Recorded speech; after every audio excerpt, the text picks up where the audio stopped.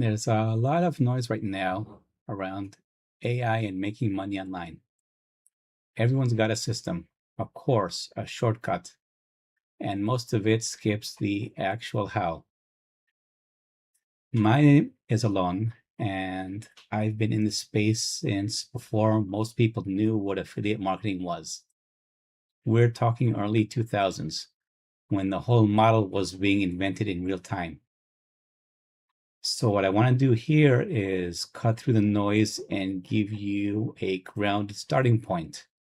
What's actually working, how it works, and where someone just getting started should actually focus. Let's get into it. Here's the thing. The model is not new. The dream has always been the same. I got into affiliate marketing in 2001 as the affiliate program manager for an online casino. Back then, the big opportunity was search engine optimization, SEO. There was a platform called Overture. Now, some of you might remember it as GoTo.com before Yahoo acquired them. It was basically the original pay-per-click search engine. You could bid a penny a click and drive traffic to an affiliate offer. Affiliates back then had this dream: sit on a beach, open a laptop, check your stats, and watch the commissions roll in. That was the vision. And for a lot of people, it worked. Then Google changed everything. SEO became the game. Then social media. Then YouTube. Each wave brought a new set of tools and a new group of people who figured it out early and built real income from it. What's different now is the production barrier is basically gone. You don't need a camera crew, a studio, or an editing team. AI helps you write the script, generate or edit the visuals, and produce content at a pace that wasn't possible even 3 years ago. And the affiliate model underneath it is exactly the same as it has always been. You create content, you recommend a product or a service, and when someone buys through your link, you earn a commission. That's it. So let's look at one of the formats making this work right now: faceless videos. When people hear faceless video, they sometimes think it sounds cheap or impersonal. It's not. Think about some of the biggest channels on YouTube right now. Some of them you've never seen the creator's face. When you hear a voice, sometimes it's a real person, sometimes it's AI generated. They're walking you through a topic, a product, a list, or a view. And underneath that voice, you see the visuals, stock footage, screen recordings, graphics, AI generated clips, and so on. The format works because people are tuning in for the information, not the celebrity. They want to know, does this product solve my problem? Or how do I do this? If you can answer that clearly and helpfully, the lack of a camera does not matter. Now, faceless is a starting point, not a requirement. If you're comfortable showing your face, your voice, your hands, or even just being on camera occasionally, that actually adds something. It adds a layer of authenticity. People connect with people, so if you can do that, it's a bonus.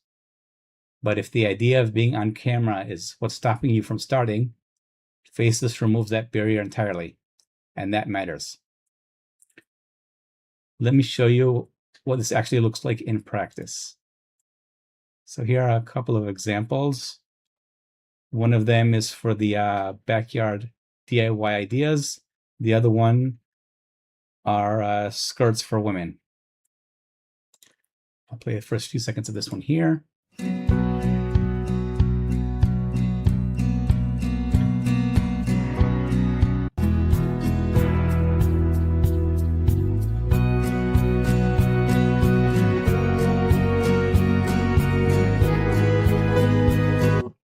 So that's one. Notice that there's no voice at all. Now let's look at the other one. Welcome to Rock Your Fashion. Have you unforgettable? Monochrome has that quiet air. Now here's something worth understanding. A dark print with fine detail. So you get the idea. I guess the question though is facelifts right for you? I think a lot of content around this topic pushes one extreme or the other. Some people say go faceless. It's easier. You'll grow faster. Others say you have to show your face to build a real audience. Neither of these is universally true. The real answer is start with whatever lets you actually start. If faceless means you publish your first video this week instead of waiting 6 months until you feel ready to be on camera, go faceless. That momentum matters more than the format. But if you're someone who's naturally comfortable talking on camera, showing your hands while you're walking through something, use that.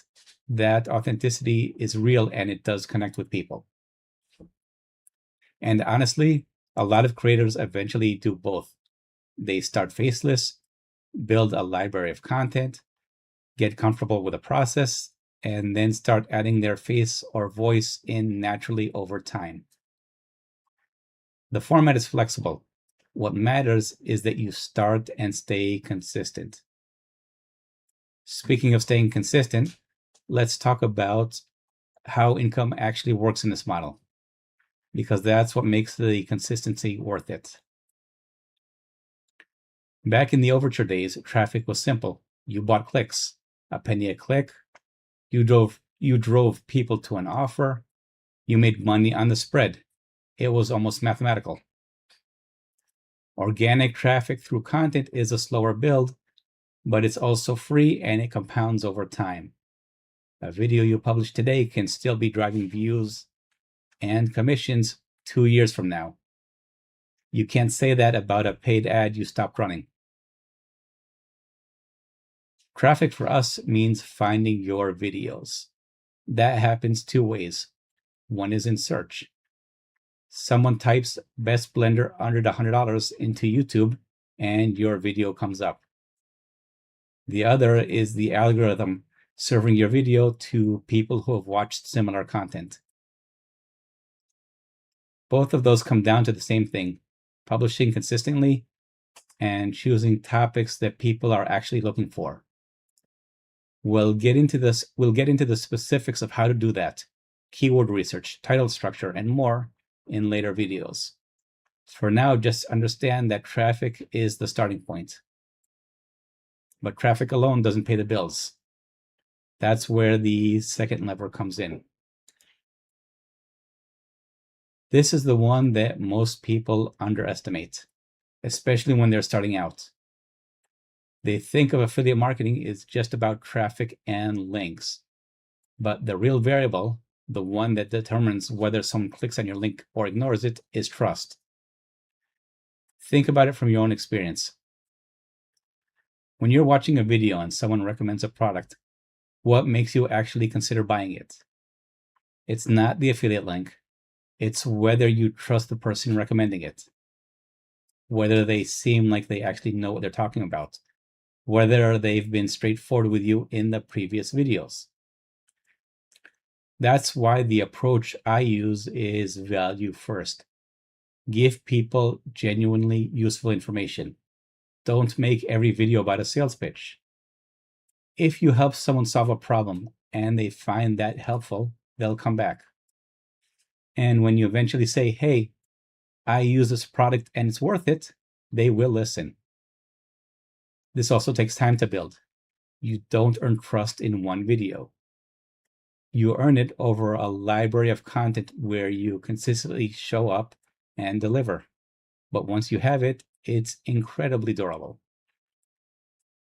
Traffic gets people to your content. Trust gets them to take action. And that brings us to lever number 3. Conversion is the moment the income actually happens. Someone watches your video, trusts your recommendation, clicks on your link, buys the product, and you earn your commission. But here's what I see a lot of people get wrong, and not just beginners. They focus almost entirely on the conversion. They optimize their links. They put calls to action everywhere. They try every trick in the book they can think of to get that click. And then they wonder why nothing is working. It's because you can't shortcut the first two levers. If no one is finding your content, there's nothing to convert. If they do find your content, but they don't trust you, they're not going to click on your links. Conversion is the output of getting traffic and trust right. When those two are working, conversion will happen naturally. The recommendations fits the content. The viewer already trusts you, and the click feels like the obvious next step. So the way to think about building this is spend the first phase of your effort on traffic, learning what topics to cover, what title works best for your videos, how to publish consistently. In parallel to that, keep the second phase in mind, building trust, being genuinely helpful, not promotional.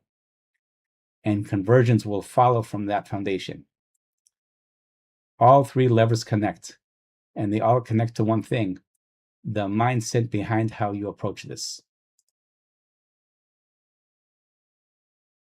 I've watched this pattern play out over and over across more than 20 years in the space.